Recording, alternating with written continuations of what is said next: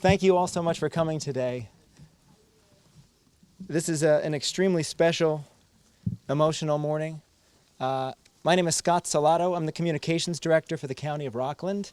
Though today I'm here as a resident of the county, one who worked with a small group of really dedicated volunteers to bring an idea to life. And there's such life here this morning, it's actually it's choking me up a little bit. It nagged at me for years, such a peaceful place, and yet this is a peaceful place that's crisscrossed by hikers every single day, and nothing to note its sacredness to the families of the men who died here, or the significance to the world of air travel. It turns out I wasn't alone. My colleague and friend, Gordon Wren, he felt the same way. We talked about it 3 years ago, doing something here. It took until this spring to do something about it. Northwest Orient Flight 6231 was not a long flight. It took off from Kennedy at 7:14 p.m., December 1st, 1974. It was a Boeing 727-200, one of the most popular commercial aircraft ever built. It weighed 147,000 pounds on takeoff. The forecast that day was not good. It was gusty, moderate to heavy rain, thunderstorms, ice pellets, 34 degrees. If there was a crew to handle it, it was this one. Captain Ligorio, a Navy-trained pilot, flight instructor, more than 7,000 hours in a cockpit. First Officer Zadra, an Air Force captain, earned the Distinguished Flying Cross flying F-4 fighters in Vietnam. Second Officer Cox, electrical engineer, U.S. Air Force, 922nd Air Refueling Squadron, also serving in Vietnam. Skilled, trained, precise, by the book. If you got on a plane, you'd want to be on with this crew. Flying was a lifelong passion for these men. It was a love. And by all accounts, these were men who lived life fully and gave so much to so many. And I'm talking about millions of people. When you climb aboard an airliner today, whether it's a turboprop or a 747, know that that crew at the controls of your plane learned from what happened right where we stand here today. These pilots and what brought them to this site 41 years ago provided information that led to cockpit design changes and training enhancements used worldwide. These men and their sacrifice made all of our lives safer today. This alone requires a memorial 10 stories high right here. To the families, watching you folks last night, meet for the first time, many of you, hugging and connecting after 40 years, captains meeting children and grandchildren, their former colleagues.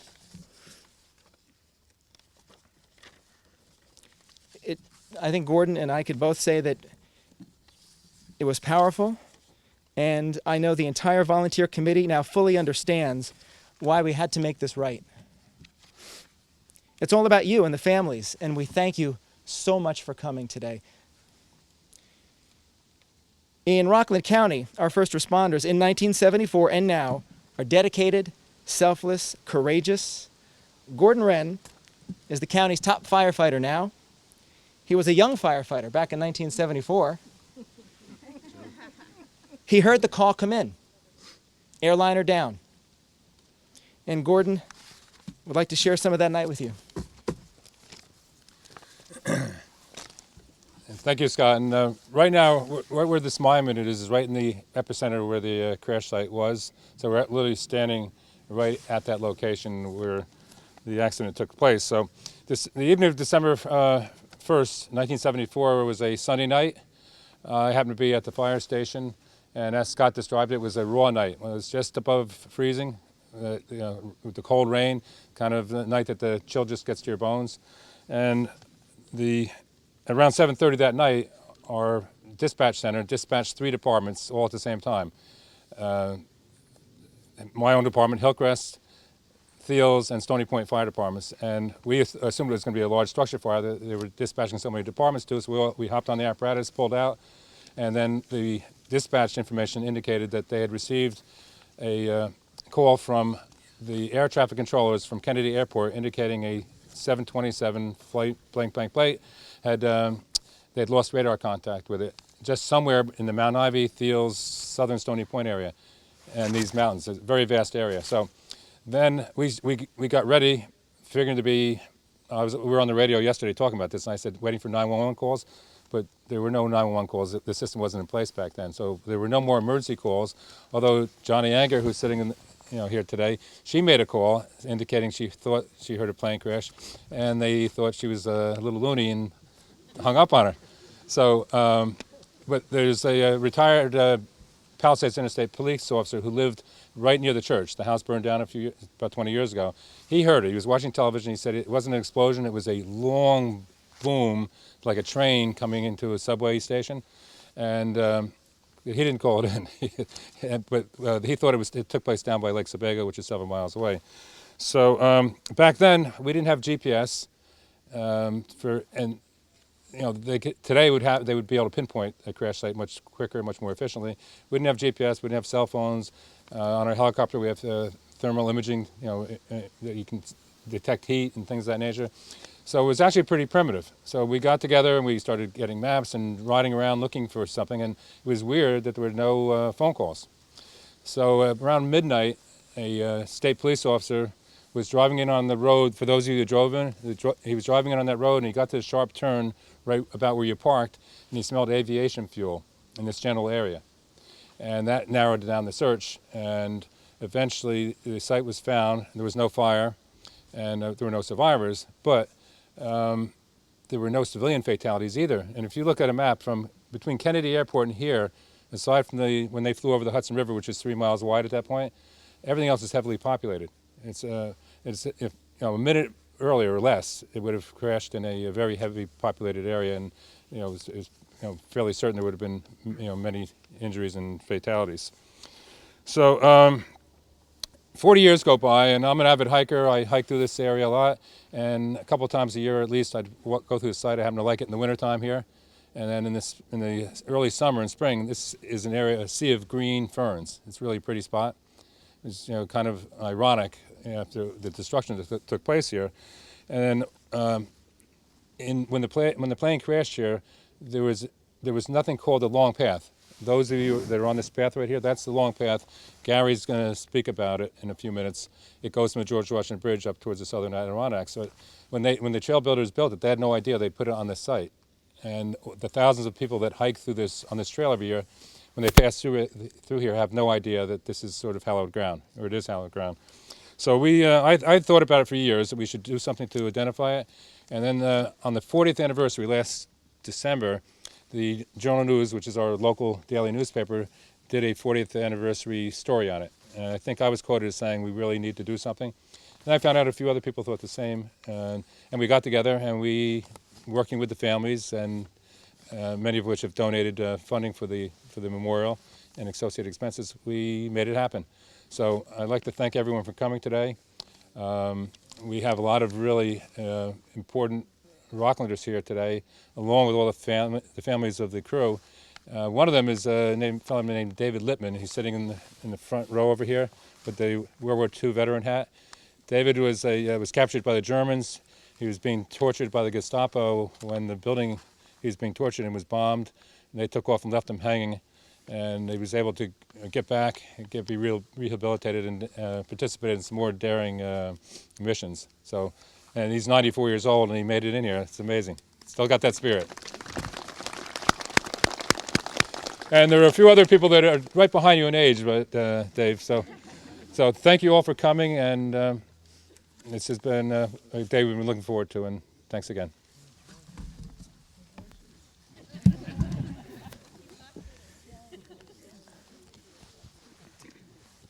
Some of you may not know this, but this crew never should have been in New York. They were bound for D.C. from Minneapolis. They were diverted to Kennedy, full of passengers and crew.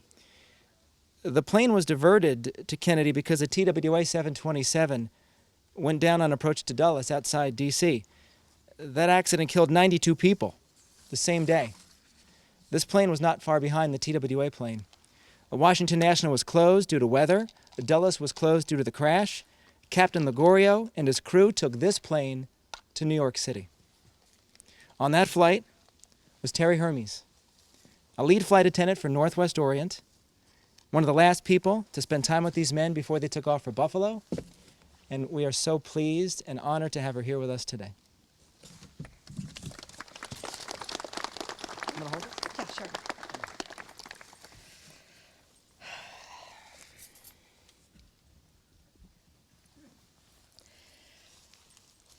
It's an honor for me to be here today and share with you my experiences of that dreadful day. It's difficult to be here and actually see the pieces of the fuselage on that table over there. But I'll tell you my story, and I'm going to try to be as accurate as I can. On Sunday, December 1st, 1974, I got a call from operations to take flight 336, a turnaround flight from Minneapolis to Dulles, Washington, D.C. As soon as I got off the phone from accepting the flight, immediately a strange feeling came over me, one that I had never experienced before in my flying career, a feeling that something bad was going to happen. I wanted to cancel, but I already accepted and I was committed. On board, I met the flight crew, Captain John Ligorio, Jim Sadra, and Jim Cox, as well as the other two attendants. My rank put me in senior position, which working first class and also attending to the pilots. It really allowed me some time to spend with them. Back then, it was customary to keep the cockpit door open during flight, so it was a very friendly atmosphere. Being that it was a Sunday, everybody was more relaxed, and our conversations were mostly about our lives and our families. They all shared about their families, but one that stood really out was when John was talking about his wife and how much he loved her. How talented she was and what a great cook she was. And at the time, I was newly married, and so I really noted this. I thought, that's amazing. He's talking about his wife after years of being married that way. I hope that my husband talks about me that way someday. But the flight was really smooth up until we got into Dulles. The weather changed dramatically, and the light conversations that we had went on to no conversations, and pretty much the tension grew. On approach to Dulles, John called me up to the cockpit and he said TWA is experiencing severe turbulence and that I should prepare the cabin for crash. I thought, oh, this is serious. I had never heard that before. And we all, flight attendants, prepared the cabin to give out for the customary protocol, which is giving out pillows and blankets, securing the cabin, turning off the galley power, talking to the people and making them feel comfortable, even though they were going through these motions. I thought, is this the reason for the strange feeling I had in the morning before I took the flight? But soon we were diverted to JFK. We were not allowed to fly into Dulles at that point, and turbulence continued all the way. It was a rough day, well,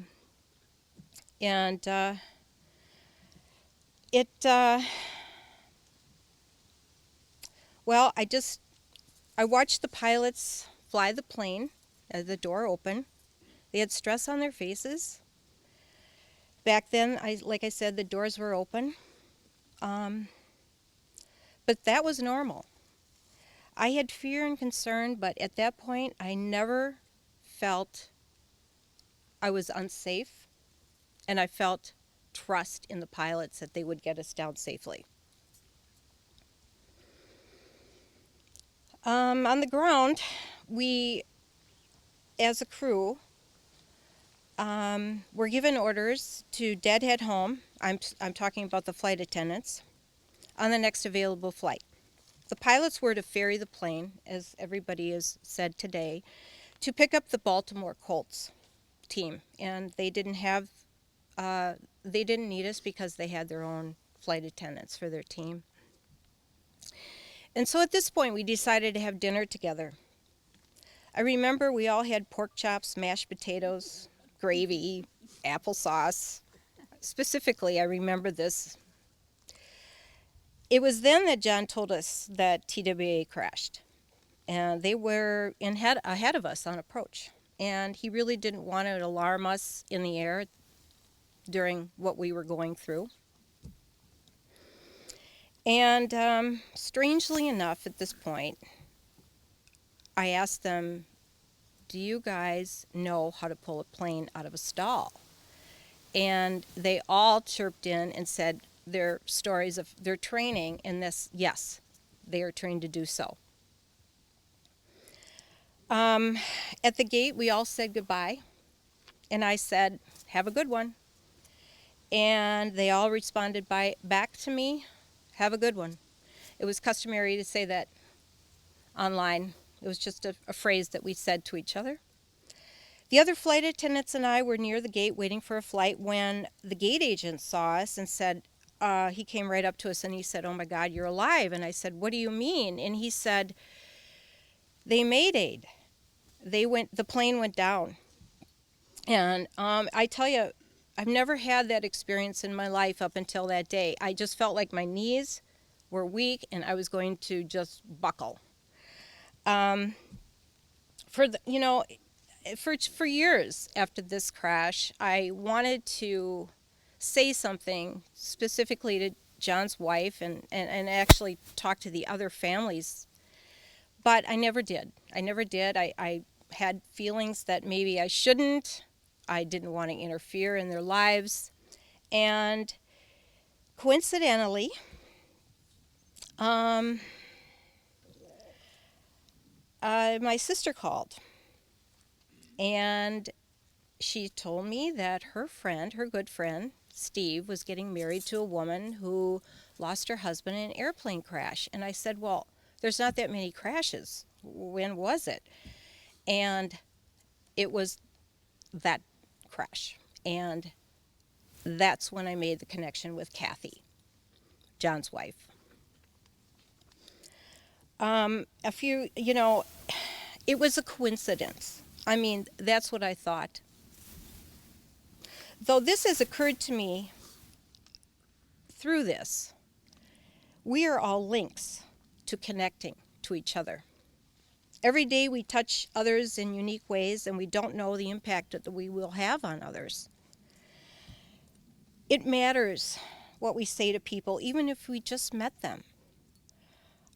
I'm so happy here to see their names on this beautiful plaque here and this beautiful park. The reason for the crash is in the reports for everyone to see, but I feel there is no blame. There are no mistakes. For the brief time I knew these men, I saw their dedication, high morals, and high family values. After almost 41 years, we are now remembering the men. For me, I look upon this not just as a crash, that only 3 men lost their lives, but a crash that 3 honorable men sacrificed their lives and will be remembered as a crash that changed airline industry's flight procedures. In turn, it will be remembered as the crash that will go on to save countless lives.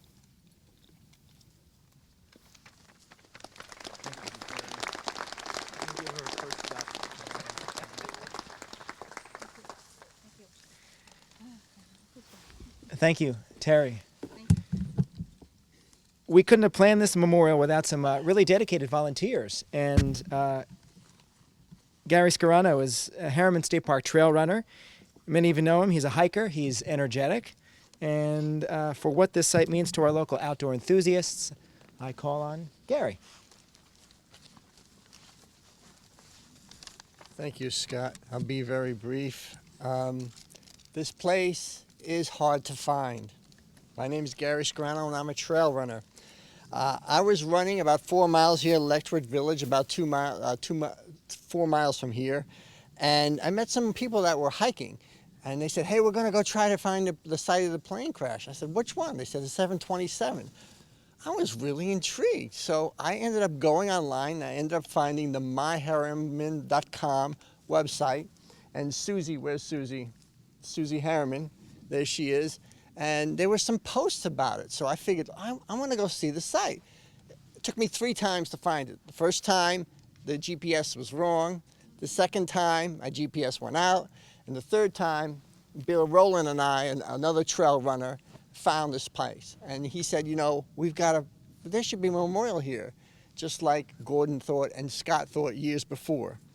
And I want to let you know that this is the long path that goes here, okay? I said that this place is hard to find. The long path starts at the George Washington Bridge and goes all the way north for 357 miles past Albany. There are plans to extend it all the way to Canada, and it takes about 250 volunteers to maintain this path. There are approximately, the church told me, about 1,000 people that pass by this site every year. So those people are going to see this memorial. I'd also like to let you know that the North Face Endurance 50-mile run goes right by here. As a matter of fact, the 30-mile aid station is right where you parked, and I've participated in that race in the last 3 years. I never knew the two were so close to each other. Thirdly, I want to point out that the Appalachian Mountain Club, right up the road past where you parked, is in a partnership with the Palisades Interstate Park Commission in a process of a $1 million renovation of a former youth camp to accommodate overnight stay of 140 people. You see, my point is this place isn't that hard to find. And now we have all found it to honor those who've lost their lives. And thank you for coming. Thanks, Gary. The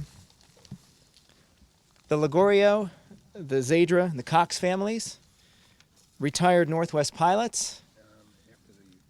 You come to us today from Minneapolis, Seattle, Milwaukee, Hewitt, Texas, Dallas, South Dakota. I think I got everything. We hope you feel the peace of this site. We hope you share your emotions with one another.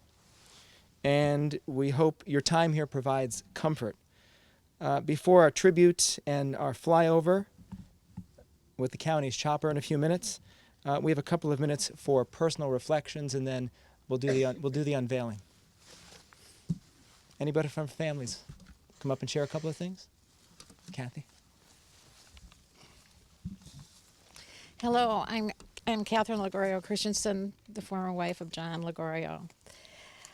It's so hard to believe I'm here because I was here 40 years ago last February. After my husband, I came here as a shattered, broken widow, 29 years old, with a 7-year-old son and a 9-year-old son. My good friend Don Weiner down there, John's very best friend, came with me, and another good friend, Bob Tansey, our attorney, came with me. They didn't want me to come. They said, not a good idea. You don't want to go to this NTSB meeting. And I said, I have so many questions. And poor Don, I kept calling him every day. Well, why did that happen? Why did this happen? Whatever. And I said, I got to go, Don. And he said, ay. But there she goes again, you know. But I just knew I needed to understand. So we flew out here, the three of us. Do you want me to wait? No, keep going, Kathy. Keep going. So anyway, we came out here and sat for 3 grueling days and listened to testimony. It was cold, it was rainy, but we were in the gorgeous lodge up here. And after those days, we finally were able to leave. And I remember when we left, I was at peace because I had heard and understood all that had happened. And I wasn't haunted by the questions anymore. I had the answers.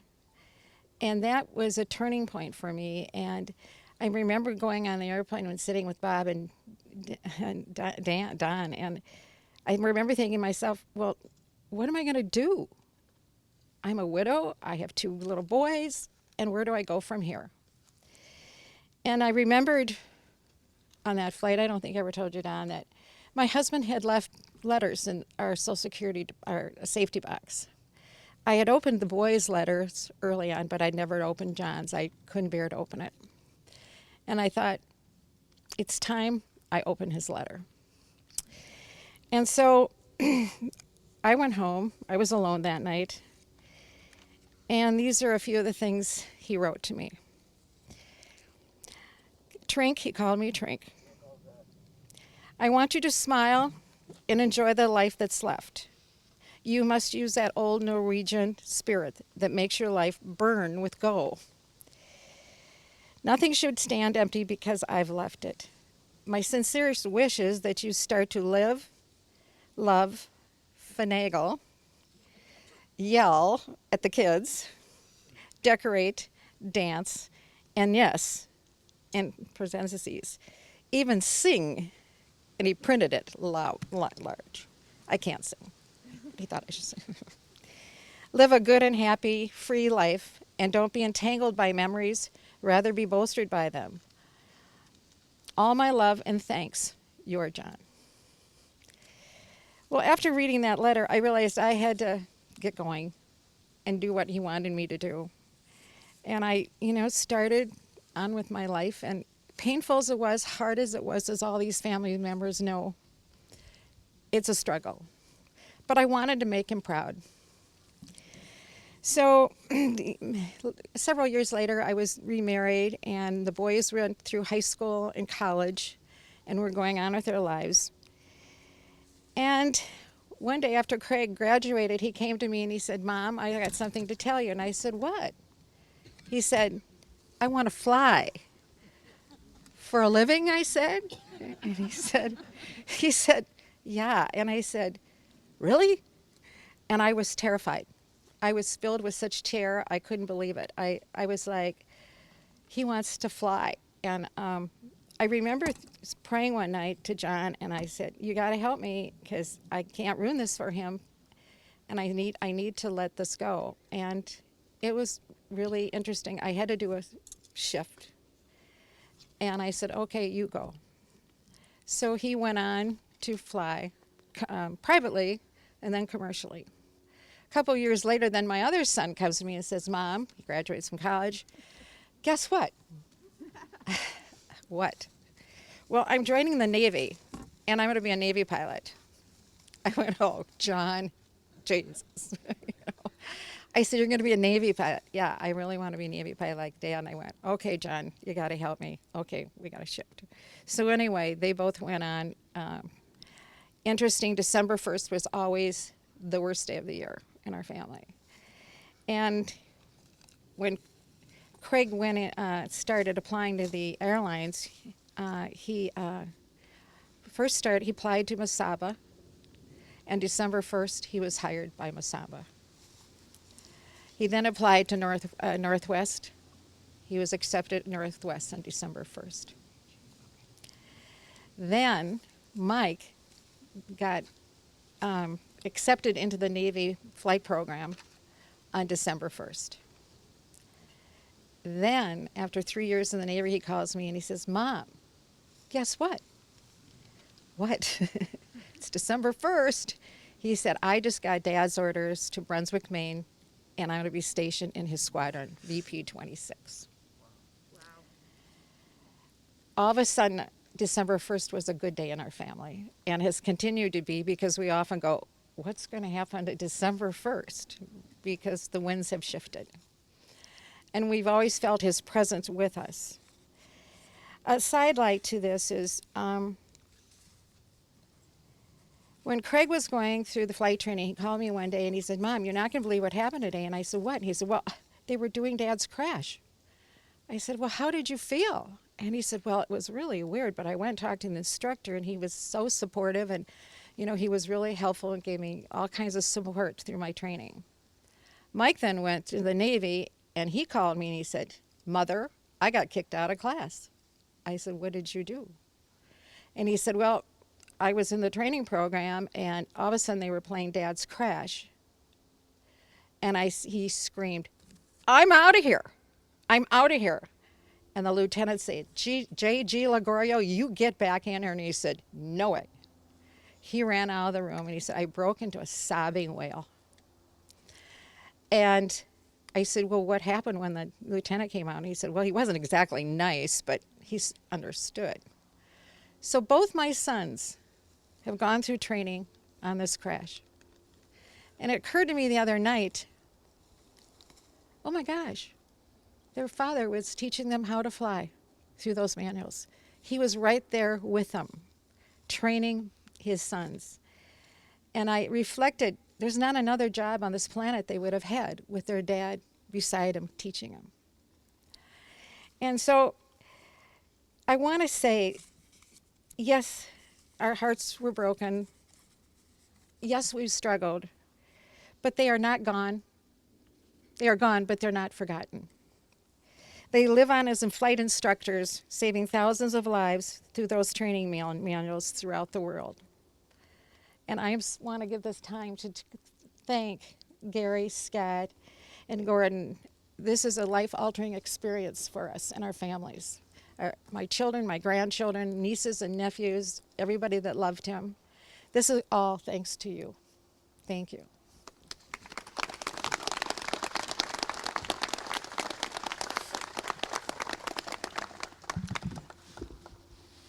And with that, I think we should unveil the marker, and followed by taps. And just so you know, taps performed today by a fellow pilot, John Layton, president of Rockland's chapter of the Vietnam Veterans of America. He's a retired Marine colonel. He flew over 900 missions in Vietnam. John, thanks for being here. And we take a moment now to honor and remember Captain John Lagorio, First Officer Jim Zadra, and Second Officer Jim Cox. And the families, please.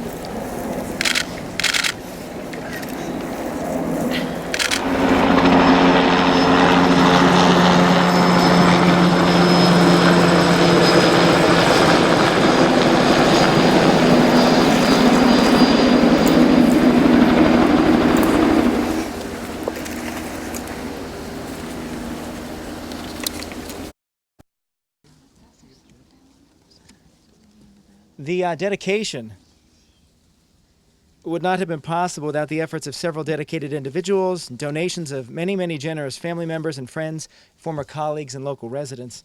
Very special thanks today to Walter Luther, John Luther, Bill Rowland, Marianne Lisi, Jeff Baker, Carrie Johnson, Jerry Janellen, Mike Garcia, Larry Singer, Andy Connors, our chopper pilot, Ed Weiriter, Jim Hall, the executive director of the Palisades Interstate Park Commission. And we'd like to leave you today with a little bit of poetry. But before we do that, there's time if you, after we're done here, please take a look at some of the photographs and some of the historical items that we recovered at this site while installing this beautiful marker here. And over 41 years, the site's giving back a lot of the plain, and it's beautiful. And you know, for the family, if you want to take some, you know, take something home with you, that'd be appropriate. And if you need a ride out, we do have vehicles. If the walk-in was not exactly what you anticipated, we can help you get out. Everyone do a tick check. And have everybody just do a tick check. Leaving you with poetry and the children of Captain Ligorio, First Officer Zadra, and Second Officer Cox.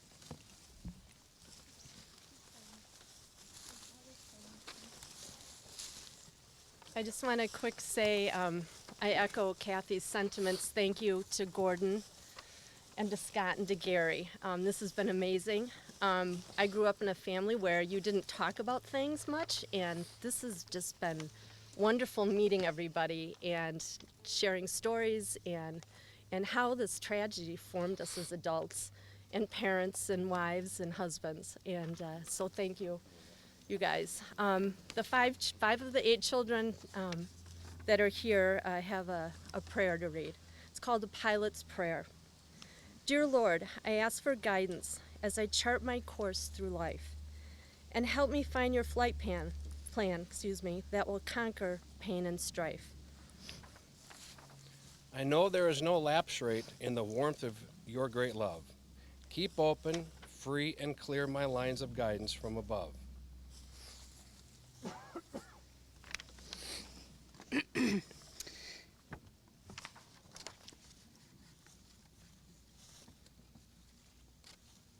can do it. You can do it. You can do it. You can do it. Come on. And as I face the slips and skids of daily life, I pray. My turn coordinator may stay centered on the way. Oh, sorry, on your way. But most of all, remind me you're the pilot in command.